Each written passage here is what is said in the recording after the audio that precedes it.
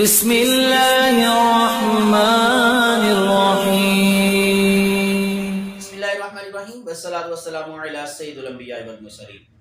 ناظرین، میں اب شروع کرنے جا رہا ہوں ایک نیا سلسلہ قرآن پاک کی تعلیم کے حوالے سے، جو قرآن پاک کے اندر 114 سورتیں ہیں۔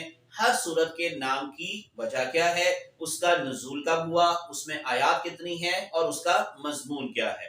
تو ایک ایک کر کے ہم لوگ انشاءاللہ آنے والی ویڈیوز میں ان ساری سورتوں کو ڈسکس کریں گے، اور آپ لوگوں کے علم میں اضافہ ہوگا اور اس طرح میرے بھی علم میں اضافہ ہوگا۔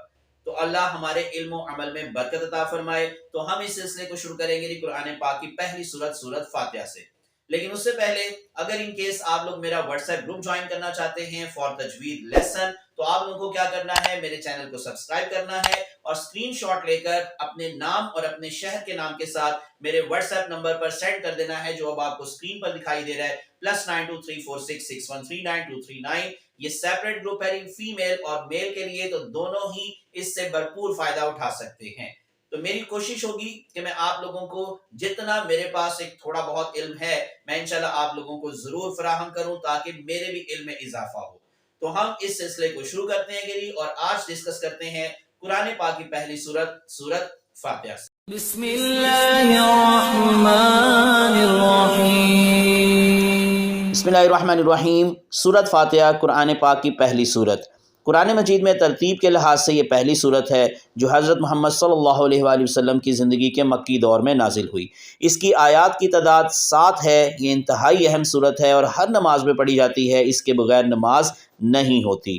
اب چلتے ہیں ذرا اس کے مختلف نام کے حوالے سے، جو اس کے نام ہیں اور اس کا مطلب کیا ہے۔ اس کا نام الفاتحہ اس کے مضمون کی مناسبت سے ہے۔ فاتحہ اس چیز کو کہتے ہیں جس سے کسی مضمون یا کتاب یا کسی شے کا افتتاح ہو۔ دوسرے الفاظ میں یوں سمجھ لیں کہ یہ نام دیباچہ اور آغاز کلام کا ہم معنی ہے۔ اسے ام الکتاب اور ام القرآن بھی کہا جاتا ہے۔ مختلف نام اور اس کی وجہ تسمیہ آپ جانتے ہیں۔ اس کا نام سورت فاتحہ، جیسے میں نے ابھی بتایا کہ یہ کیونکہ آغاز سے نام ہے، تو ایک روایت ہے کہ وحی کا سلسلہ اسی سے شروع ہوا ہے۔ دوسرا نام فاتحہ الکتاب ہے کیونکہ قرآن کریم اسی سے شروع کیا گیا ہے۔ تیسرا نام سورت کافیہ ہے کیونکہ سارے قرآن کے مضامین کی بنیاد اس میں لکھی گئی ہے۔ چوتھا نام سورت کنز کیونکہ سارے قرآن کی دولت کا خزانہ یہی ہے۔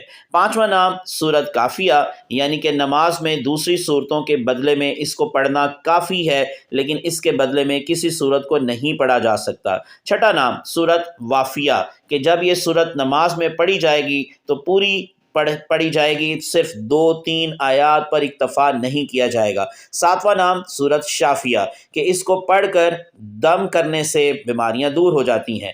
آٹھواں نام سورت شفا ہے، وجہ یہ ہے کہ اس سے شفا ملتی ہے۔ نواں نام سبا مسانی ہے کیونکہ 7 آیتیں ہیں اور نماز کی ہر رکعت میں ان کی تکرار ہوتی رہتی ہے۔ 10واں نام سورت نور ہے کہ اس کے سارے مضامین نور ہی نور ہیں۔ 11واں نام سورت رقیہ ہے کیونکہ زہر کے اتارنے میں یہ سورہ کریم منتر کا کام کرتی ہے۔ 12واں نام سورت دعا ہے کیونکہ اس میں بہترین دعا سکھائی گئی ہے۔ 14واں نام سورت تعلیم المسئلہ ہے کیونکہ بے شمار مسائل عقائد و عمائل کے اس میں موجود ہیں اور تمامی مسائل کی اس میں بنیاد رکھی گئی ہے۔ 15واں نام سورت مناجات ہے کیونکہ اس سورہ کریم کا سارا مضمون بندے کی اپنی رب سے مناجات ہیں۔ 16واں نام سورت تفویض ہے کیونکہ اس سورہ کریم میں بندہ اپنے آپ کو بالکل اپنے رب کے سپرد کر دیتا ہے۔ 17واں نام سورت سوال ہے کیونکہ بندہ اس سورہ شریف کی تلاوت کے وقت پورا سائل ہو جاتا ہے۔ 18واں نام ام الکتاب ہے کیونکہ ہر آسمانی کتابوں کا جوہر اس میں ہے۔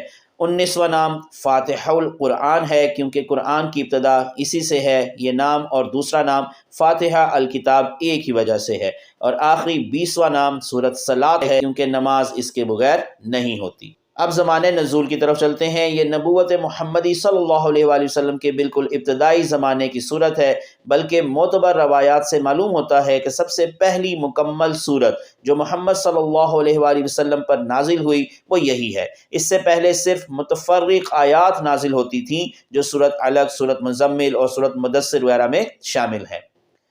شماریت کے حوالے سے سورت فاتحہ میں 7 آیات ہیں، 27 کلمات اور 140 حروف موجود ہیں۔ اب اس کے مضمون کی طرف چلتے ہیں۔ دراصل یہ سورت ایک دعا ہے جو خدا نے ہر انسان کو سکھائی ہے جو اس کتاب کا مطالعہ شروع کر رہا ہو۔ کتاب کی ابتدا میں اس کو رکھنے کا مطلب یہ ہے کہ اگر تم واقعی اس کتاب سے فائدہ اٹھانا چاہتے ہو تو پہلے خداوند عالم سے یہ دعا کرو۔ انسان فطرتاً اسی چیز کی دعا کرتا ہے جس کی طلب اور خواہش اس کے دل میں ہوتی ہے، اور اسی صورت میں کرتا ہے جب اسے یہ احساس ہو کہ اس کی مطلوب چیز اس ہستی کے اختیار میں ہے جس سے وہ دعا کر رہا ہے۔ بس قرآن کی ابتدا میں اس دعا کی تعلیم دے کر گویا انسان کو یہ تلقین کی گئی ہے کہ وہ اس کتاب کو راہ راست کی جستجو کے لیے پڑھے، طالب حق کی ذہنیت لے کر پڑھے اور یہ جان لے کہ علم کا سرچشمہ خداوند عالم ہے، اس لیے اس سے رہنمائی کی درخواست کر کے پڑھنے کا آغاز کرے۔ اس مضمون کو سمجھنے کے بعد یہ بات خود بخود واضح ہو جاتی ہے کہ قرآن اور سورت فاتحہ کے درمیان حقیقی تعلق کتاب اور اس کے مقدمے کا سا نہیں بلکہ دعا اور جواب دعا کا سا ہے۔ سورت فاتحہ ایک دعا ہے بندے کی جانب سے اور قرآن اس کا جواب ہے خدا کی جانب سے۔ بندہ دعا کرتا ہے کہ اے پروردگار میری رہنمائی کر، جواب میں پروردگار پورا قرآن اس کے سامنے رکھ دیتا ہے کہ یہ ہے وہ ہدایت اور رہنمائی جس کی درخواست تو نے مجھ سے کی تھی۔ الحمدللہ ہم نے کافی زیادہ معلومات حاصل کی اس سورت کے حوالے سے۔ امید ہے کہ آپ لوگوں کے علم میں اضافہ ہوا ہوگا۔ تو اگر آپ لوگ اسی طرح سے مزید انفارمیٹیو ویڈیوز دیکھنا چاہتے ہیں تو میرے چینل کو سبسکرائب کر لیں اور پریس کر لیں بیل آئیکن تاکہ آپ لوگوں کو انفارمیٹیو ویڈیوز ملتی رہیں۔ اپنی دعا میں یاد رکھیے گا، اللہ ہم سب کا حامی ناصر ہو، اللہ آپ سب کے روزے قبول فرمائے۔ جزاکم اللہ خیرا کثیرا۔ السلام علیکم ورحمۃ اللہ وبرکاتہ۔